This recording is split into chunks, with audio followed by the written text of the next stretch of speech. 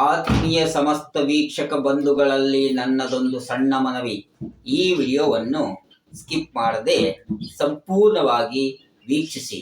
ಇದರಲ್ಲಿ ನಿಮಗೆ ಆಗಲಿ, ನಿಮ್ಮ ಸ್ನೇಹಿತರಿಗೆ ಆಗಲಿ, ನಿಮ್ಮ ಬಂಧು ವರ್ಗದವರಿಗೆ ಆಗಲಿ ಯಾವುದೋ ಒಂದು ವಿಷಯ ಜೀವನದ ಒಳಿತಿಗೆ ಉಪಯೋಗವಾಗಬಹುದು. ಸಿಂಹರಾಶಿಯವರಿಗೆ ಈ ವರ್ಷ ಆಚರಿಸಬೇಕಾದ ಪರಿಹಾರಗಳು ಮತ್ತು ಸಿಂಹರಾಶಿಯವರು ಜೀವನ ಪೂರ್ತಿ ಆಚರಿಸಬೇಕಾದ ವಿಶೇಷ ಪರಿಹಾರಗಳು ಮತ್ತು ಮೇಷರಾಶಿಯಿಂದ ಮೀನರಾಶಿಯ 12 ರಾಶಿಯವರೆಗೂ ಸಹ ಎಲ್ಲರಿಗೂ ವಿಶೇಷ ಪರಿಹಾರವನ್ನು ಈ ವಿಡಿಯೋದಲ್ಲಿ ಕೊಡಲಾಗಿದೆ.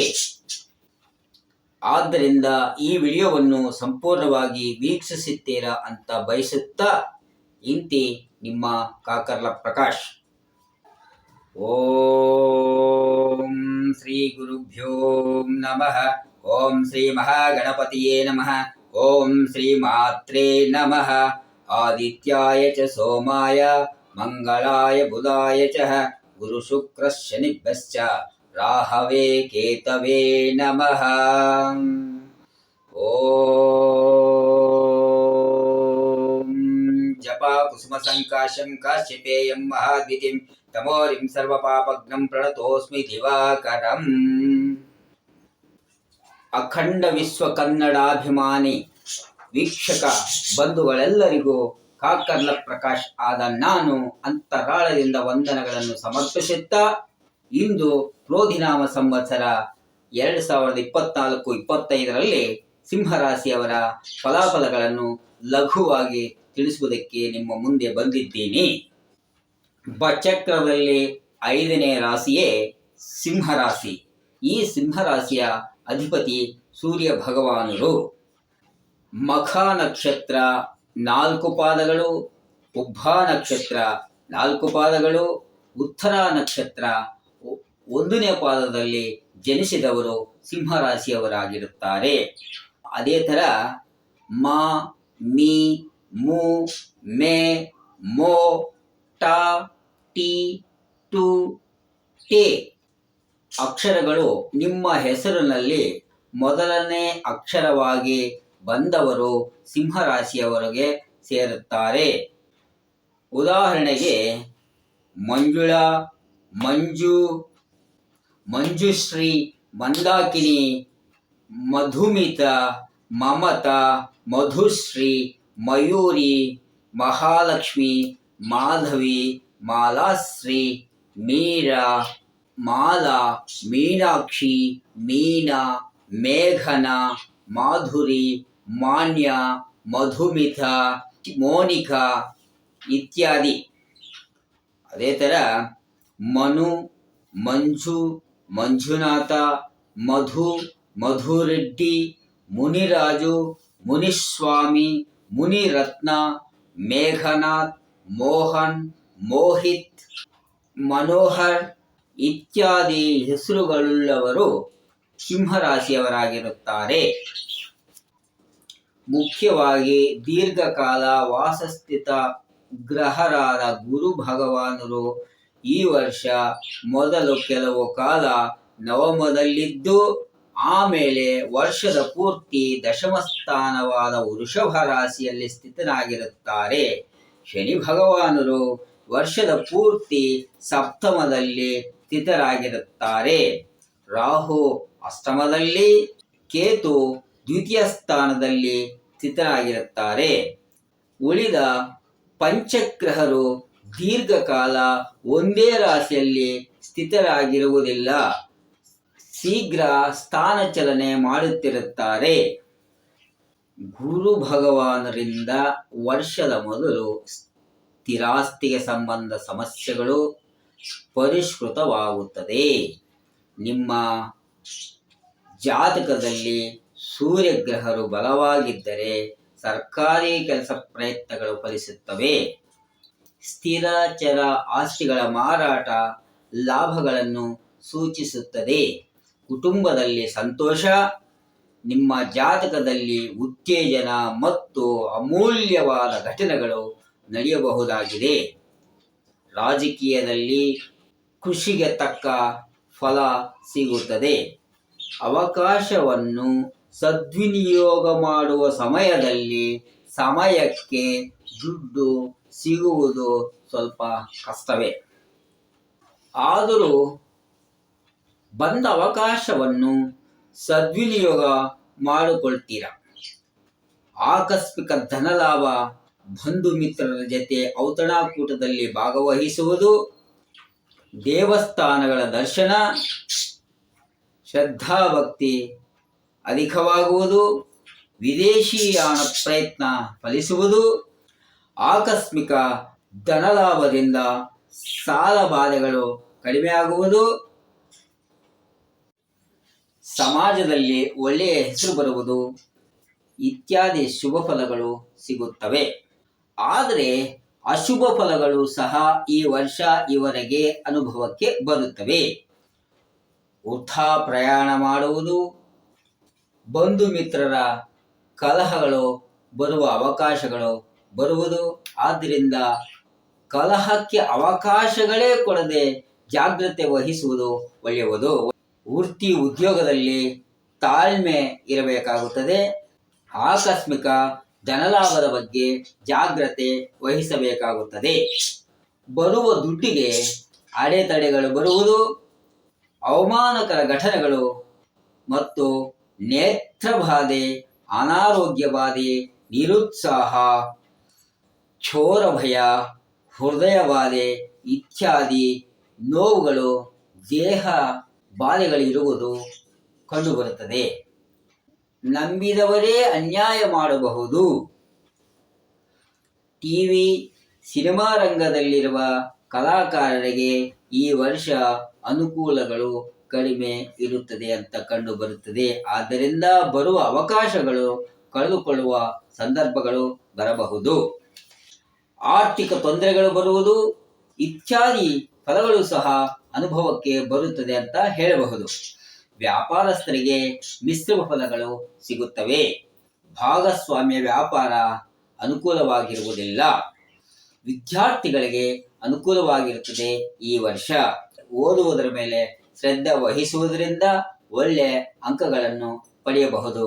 ಆದರೆ ಕೆಟ್ಟ ಗುಣಗಳು ಇಂದ ಕೆಟ್ಟ ಅಭ್ಯಾಸಗಳಿರುವಂತಹ ಸ್ನೇಹಿತರ ಸಹವಾಸವನ್ನು ಬಿಡಬೇಕಾಗುತ್ತದೆ. ರೈತರಿಗೆ ಮಿಶ್ರ ಫಲಗಳನ್ನು ಸೂಚಿಸುತ್ತದೆ. ಹೊಸದಾಗಿ ಮಾಡುವ ಸಾಲಗಳ ಬಗ್ಗೆ ಯೋಚಿಸಿ ಸಾಲಗಳನ್ನು ತೆಗೆದುಕೊಳ್ಳಬೇಕಾಗುತ್ತದೆ. ಒಟ್ಟಿನಲ್ಲಿ ಈ ಸಿಂಹ ರಾಶಿಯ ಸ್ತ್ರೀ ಪುರುಷರಿಗೆ ಶುಭ ಫಲಗಳು ಮತ್ತು ಅಶುಭ ಫಲಗಳು ಮಿಶ್ರಿತವಾಗಿ ಕಂಡುಬರುತ್ತದೆ. ಈ ವರ್ಷ ಸಿಂಹ ರಾಶಿಯವರಿಗೆ ಆದಾಯ 2, ಖರ್ಚು 14, ಗೌರವ 2, ಅವಮಾನ 2. ಈ ತರ ಆದಾಯಕ್ಕಿಂತ ಖರ್ಚುವೇ ಜಾಸ್ತಿ ಕಂಡು ಬರ್ತಾ ಇದೆ ಈ ವರ್ಷ ಸಿಂಹ ರಾಶಿಯವರಿಗೆ. ಈ ರಾಶಿಯವರು ಈ ವರ್ಷ ಶಿವಾಲಯದಲ್ಲಿ ರುದ್ರಾಭಿಷೇಕ ಮಾಡುವುದು, ವಿಷ್ಣು ಸಹಸ್ರನಾಮ ಪಠಿಸುವುದು, ದುರ್ಗಾ ಅಷ್ಟೋತ್ತರವನ್ನು ಪಠಿಸುವುದು, ದುರ್ಗಾರಾಧನೆ ಮಾಡುವುದು, ರಾಹುಗ್ರಹ ಶ್ಲೋಕ ಮತ್ತು ಶನಿಗ್ರಹ ಶ್ಲೋಕಗಳನ್ನು ಪಠಿಸುವುದರಿಂದ ಸ್ವಲ್ಪ ಉಪಶಮನವ ಸಿಗುತ್ತದೆ ಅಂತ ಹೇಳಬಹುದು. ಅದೇ ತರ ಶ್ರೀ ಗುರು ರಾಘವೇಂದ್ರ, ದತ್ತಾತ್ರೇಯ, ದಕ್ಷಿಣಾಮೂರ್ತಿ, ಶಿವಾರಾಧನೆಯಿಂದ ಈ ವರ್ಷ ಈ ರಾಶಿಯವರಿಗೆ ಉಪಶಮನವಾಗುತ್ತದೆ. ಸಿಂಹ ರಾಶಿಯವರಿಗೆ ಜೀವನ ಪೂರ್ತಿ ಆಚರಿಸಬೇಕಾದ ವಿಶೇಷ ಪರಿಹಾರಗಳು ಹಾಗೂ ಮೇಷದಿಂದ ಮೀನ ರಾಶಿಯವರೆಗೂ 12 ರಾಶಿಯವರೆಗೂ ಸಹ ಉಪಯುಕ್ತವಾದ ಒಂದು ವಿಶೇಷ ಪರಿಹಾರವನ್ನು ತಿಳಿಸುವುದಕ್ಕೆ ಮುಂಚೆ ನನ್ನದೊಂದು ಸಣ್ಣ ಮನವಿ. ಈ ವಿಡಿಯೋ ನಿಮಗೆ ಇಷ್ಟವಾದರೆ ಸಬ್ಸ್ಕ್ರೈಬ್ ಮಾಡಿಕೊಂಡಿಲ್ಲ ಅಂದರೆ ಸಬ್ಸ್ಕ್ರೈಬ್ ಮಾಡಿಕೊಳ್ಳಿ, ಲೈಕ್ ಮಾಡಿ, ನಿಮ್ಮ ಸ್ನೇಹಿತರಿಗೆ, ನಿಮ್ಮ ಕುಟುಂಬ ವರ್ಗದವರಿಗೆ ಶೇರ್ ಮಾಡಿ.